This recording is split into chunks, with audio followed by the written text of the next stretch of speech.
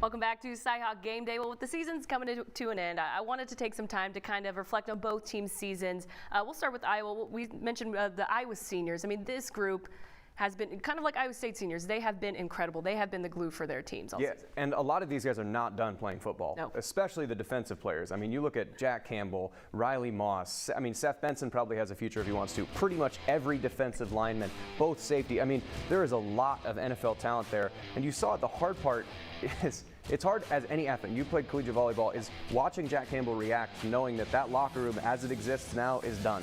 And that's the hardest part, knowing that you kind of can't go back and relive the, kind of shooting the crap with your buddies in the locker room. You can't do that again. And so I think that's the hard part for the seniors. And you can tell how much they care about each other through the struggles that they went. So that's a tough one to watch, kind of the interview. But yeah, these seniors are incredible, again, especially on the defensive side. Yeah, especially when you have a season like they did, full of ups and downs. I mean, that brings you closer. And I think we saw that in the emotion there. But let's switch gears and talk about Iowa State. They were on a really similar path as Iowa, but they just weren't able to kind of find that win streak like Iowa was once conference play started, at least. Now, we said it all season. You can kind of chalk this up to growing pains. I mean, but do you think maybe they'll be better for it next season? Well, I think they're going to be, especially because when you look at Iowa's roster, there's a very senior-laden roster. When you look at Iowa State's roster, it is very young. They have most of their guys are going to be able to come back. Now, how many do with the whole NIL transfer portal, with that world existing,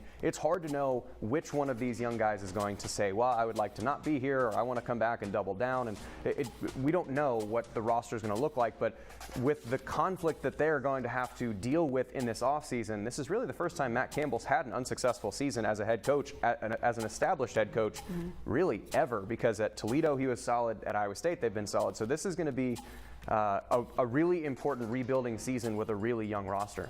Yeah, certainly some upside, though. I think we saw it in flashes. Now it's just a matter of can they, sustain that. And I think that only comes with experience and growth. But I think the challenge is not exactly having the type of defense that they had this year. I think was an all-time great defense. So that's hard to replicate going to next season.